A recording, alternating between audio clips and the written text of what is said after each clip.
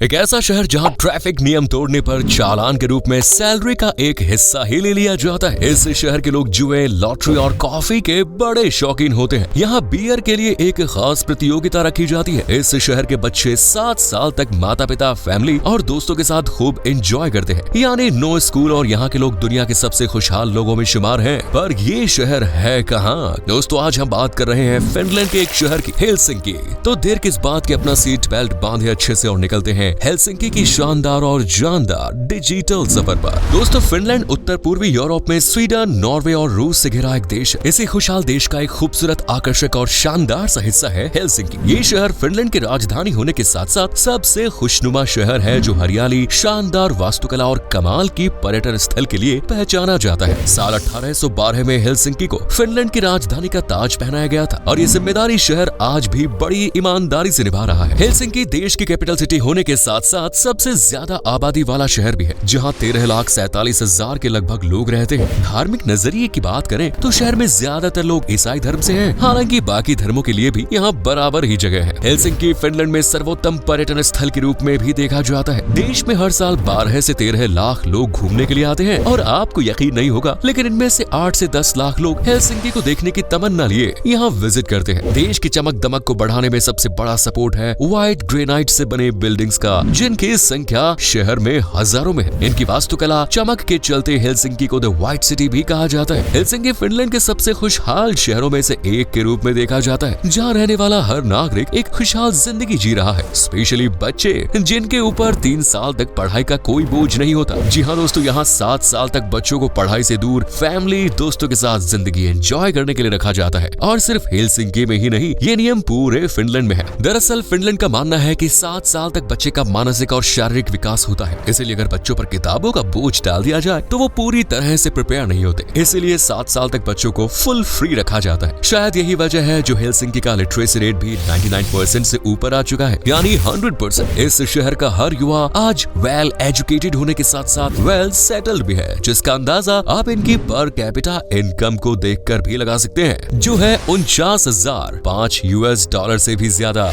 यानी यहाँ रहने वाला हर शख्स साल में लाखों रुपए एवरेज कमाता है। हालांकि हमारे नजरिए से देखें तो हेलसिंकी की खुशहाली का सबसे बड़ा कारण है भ्रष्टाचार का ना होना। जी हाँ दोस्तों, शहर में भ्रष्टाचार नामक कीड़े ने अभी तक एंट्री नहीं की। अंडर द टेबल मनी या चाय पानी का खर्चा क्या होता है, ये शायद हेलसिंकी के लोग जानते भी नहीं, और हम यही दुआ करेंगे कि भ्रष्टाचार नामक बीमारी इस देश में कभी ना पहुंचे, वरना खुशहाली कैसे बर्बादी बन जाती है ये हमसे बेहतर कौन समझ पाएगा। हेलसिंकी में दोस्तों एजुकेशन बिल्कुल फ्री है, मतलब स्कूल की कॉपी किताब से लेकर ड्रेस तक का खर्चा सरकार उठाती है। शहर के लोगों को म्यूजिक से बड़ा लगाव है। यहाँ लगभग हर घर में एक व्यक्ति तो म्यूजिक से जुड़ा ही है, लेकिन इनके म्यूजिक को समझने के लिए आपको फिनिश और स्वीडिश भाषा समझनी होगी, क्योंकि हेलसिंकी के लोगों की जुबान इन्हीं 2 भाषाओं में ढल चुकी है, जो यहाँ की आधिकारिक भाषाएं भी हैं। हेलसिंकी में करीब 75% आबादी फिनिश जबकि 5% स्वीडिश बोली जाती है, और बच्चे 20% लोग अपनी सहूलियत के हिसाब से अलग अलग भाषाओं का उपयोग करते हैं। हेलसिंकी फिनलैंड की खाड़ी के किनारे स्थित एक पोर्ट यानी बंदरगाह शहर है, जो फिनलैंड ही नहीं बल्कि यूरोप के सबसे बिजिएस्ट पार्ट्स में से एक माना जाता है, जहां साल भर व्यापारियों की बड़ी भीड़ लगी रहती है। पोर्ट ऑफ हेलसिंकी से हर साल हजारों कार्गो शिप्स दुनिया के अलग अलग कोनों में पहुंचती हैं, जिससे हेलसिंकी की मोटी कमाई होती है। हालांकि शहर के इनकम का सोर्स एक्सपोर्ट के अलावा सेवा उद्योग, इलेक्ट्रॉनिक उद्योग, खाद्य, धातु और रासायनिक प्रसंस्करण, मुद्रण, वस्त्र, परिधान उद्योग भी है।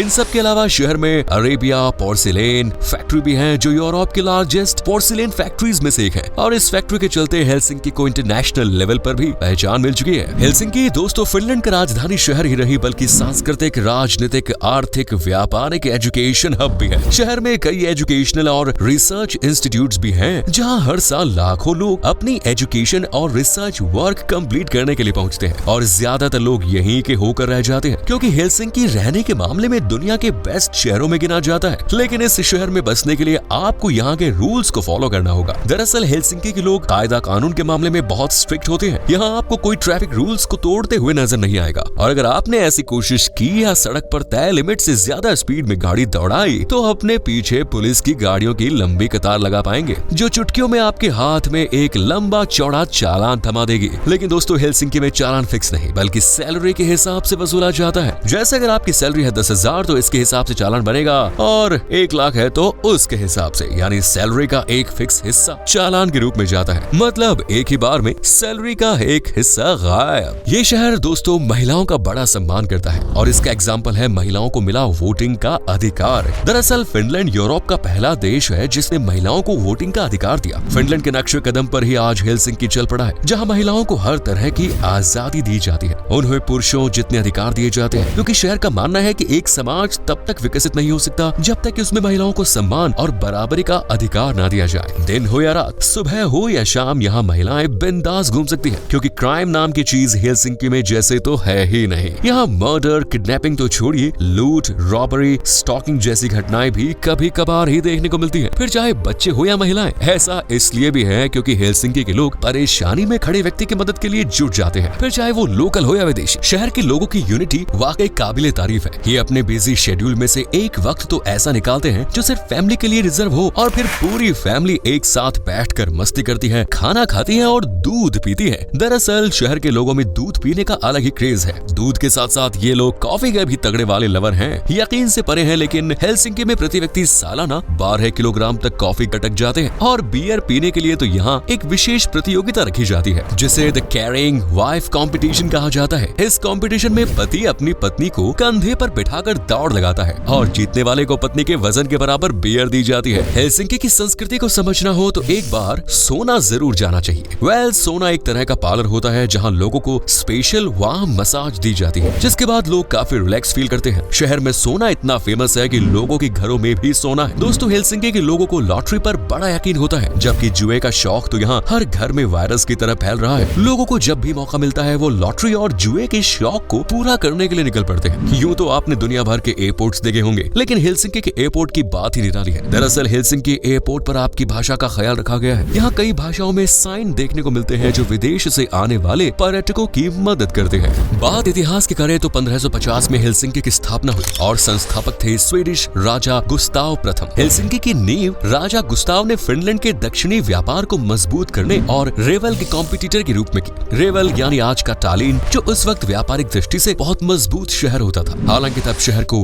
हेलसिंगफोर्स के नाम से जाना जाता था। शहर को स्थापित हुए 2 शताब्दियां गुजर गई, लेकिन राजा गुस्ताव के सोच के अनुसार कुछ नहीं हुआ और ये महज एक मछली पकड़ने वाले गांव के रूप में जमा रहा। इसलिए 1640 में हेलसिंगफोर्स को वंता नदी के मुहाने पर शिफ्ट कर दिया गया, यानी जहां वो आज बसा हुआ है। पर इससे भी कुछ खास बदलाव नहीं हुए, उल्टा हेलसिंगफोर्स के बुरे दिन शुरू हो गए। सबसे पहले 1710 में यहाँ प्लेग नाम की बीमारी फैली, जिसने ज्यादातर लोगों की जान ले ली और बचे कुछ लोगों को कुचलने के लिए रूस ने युद्ध छेड़ दिया, जिससे बचने के लिए स्वीडिश अधिकारियों ने 1748 में स्वेबॉर्ग किले का निर्माण शुरू किया। पर फिर भी हेलसिंगफोर्स बच नहीं सका और मार्च 1808 में फिनिश युद्ध के दौरान रूस ने यहाँ कब्जा कर लिया। मई में स्वेबॉर्ग किले को भी घेर लिया गया और नवंबर में पूरे शहर को एक भयानक आग ने घेर लिया। ये आग इतनी ज्यादा डरावनी थी कि शहर का 1/4 हिस्सा पूरी तरह से जलकर राख हो गया। पर फिर भी हेलसिंकी ने हार नहीं मानी और रूस से आजादी के लिए देश का पूरा साथ दिया, जिसका रिजल्ट ये हुआ कि 1809 में रूस ने अपना कब्जा छोड़ दिया और 1812 में हेलसिंकी को राजधानी होने का दर्जा मिला। और तब से लेकर आज तक शहर ने इतनी तरक्की की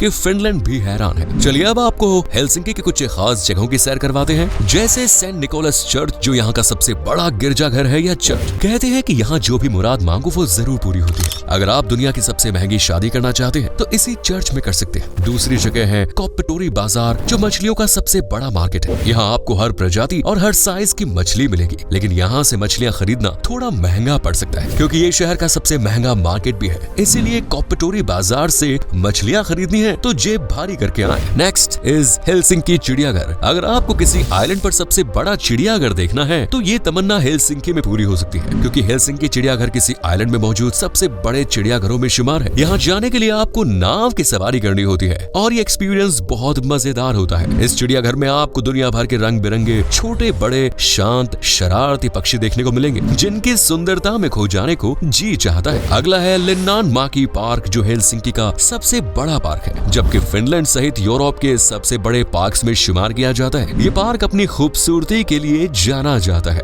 घूमने के बाद बारी आती है खाने की, जिसमें वेज नॉन वेज सब कुछ है। कलकुको फिश और पोर्क को बेक करके बनाई जाने वाली डिश है, जिसे हेलसिंकी में सबसे ज्यादा पसंद किया जाता है। इसके बाद मुस्त मक्कारा, लोहे केटो जैसी अन्य डिशेस भी हैं, जिन्हें देखते ही मुंह में पानी आ जाए। दोस्तों यहाँ पहुँचने के लिए आप डायरेक्ट हवाई सेवा भी ले सकते हैं। भारत से फिनलैंड के लिए डायरेक्ट फ्लाइट है, जहाँ से आप हेलसिंकी के लिए फ्लाइट ले सकते हैं या फिर बस ट्रेन के जरिए भी पहुंच सकते हैं। ये टोटली आपके ऊपर है। लेकिन दोस्तों हेलसिंकी एक यूरोपियन और वेल डेवलप्ड सिटी है और यहाँ खर्चा थोड़ा महंगा है, इसलिए बजट हैवी करके जाएं। और वीडियो कैसी लगी ये हमें आप कमेंट्स में बताएं। लाइक करें, शेयर करें, चैनल को सब्सक्राइब करें। मिलते हैं नेक्स्ट वीडियो में। धन्यवाद।